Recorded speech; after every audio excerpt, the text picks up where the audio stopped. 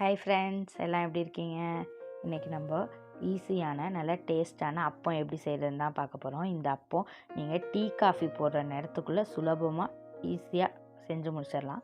வாங்க இந்த அப்பம் எப்படி செய்கிறதுன்னு பார்த்துடலாம்.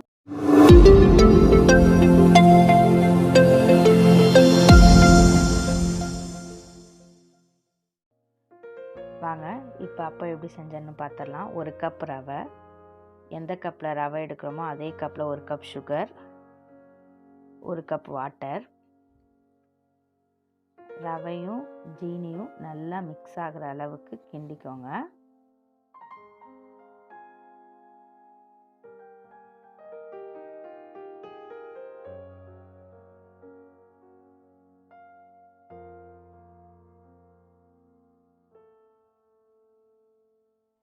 நம்ம மிக்ஸ் பண்ணதை ஒரு 5 நிமிஷம் நல்லா ஊற விட்டுருங்க. இப்போது ஓப்பன் பண்ணிக்கலாம். பாருங்கள், ரவையும் ஜீனியும் நல்லா ஊறி இருக்கு. நம்ம ரவை ஜீனியெல்லாம் அளந்த அதே கப்பில் 2 கப் கோதுமை மாவை ஆட் பண்ணிக்கலாம்.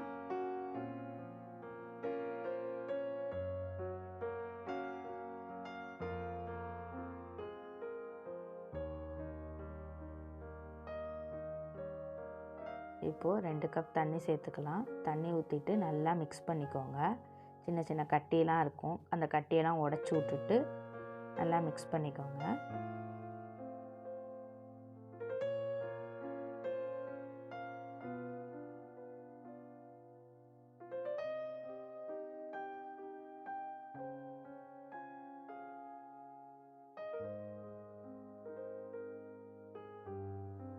பாருங்கள், நல்லா இந்த மாதிரி மிக்ஸ் பண்ணிக்கோங்க. மிக்ஸ் பண்ணதுக்கப்புறம் 1/4 டீஸ்பூன் உப்பு, 1/4 டீஸ்பூன் சோடா பவுடர், 1/2 டீஸ்பூன் ஏலக்காய் பவுடர், இது எல்லாத்தையும் ஆட் பண்ணிவிட்டு ஒரு தடவை நல்லா மிக்ஸ் பண்ணிக்கோங்க.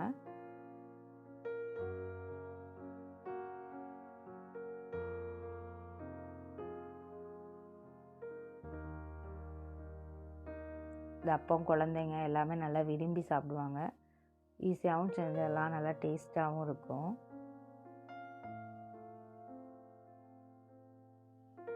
இப்போ ஒரு கடாய் வச்சுட்டு தேவையான அளவு எண்ணெய் சேர்த்துக்கலாம்.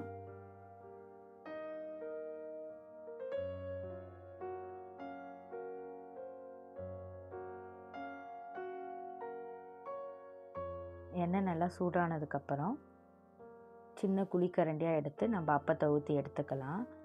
அப்பம் ஊற்றும்போது ஸ்டவ்வை ஃபுல்லில் வைக்காதீங்க. ஃபுல்லில் வச்சிங்கன்னா வெளியிலலாம் கருகி உள்ளே வேகாமல் இருக்கும். ஸோ மீடியம் ஃப்ளேமில் வச்சுட்டு ஊற்றுக்கோங்க.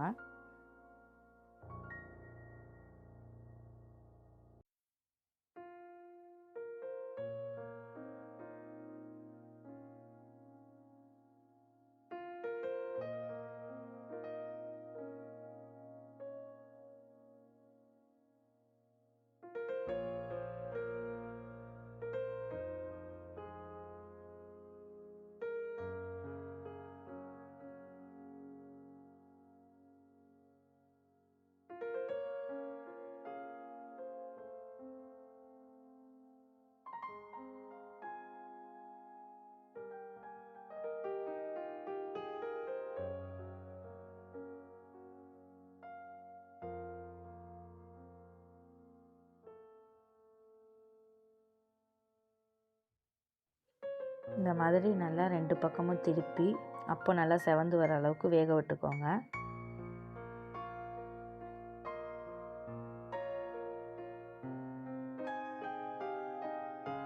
நீங்களும் உங்கள் வீட்டில் செஞ்சு பாருங்கள். எப்படி இருக்குன்னு மறக்காமல் கமெண்ட் பண்ணுங்கள், லைக் பண்ணுங்கள், சப்ஸ்கிரைப் பண்ணுங்கள். தேங்க்ஸ் ஃபார் வாட்சிங்.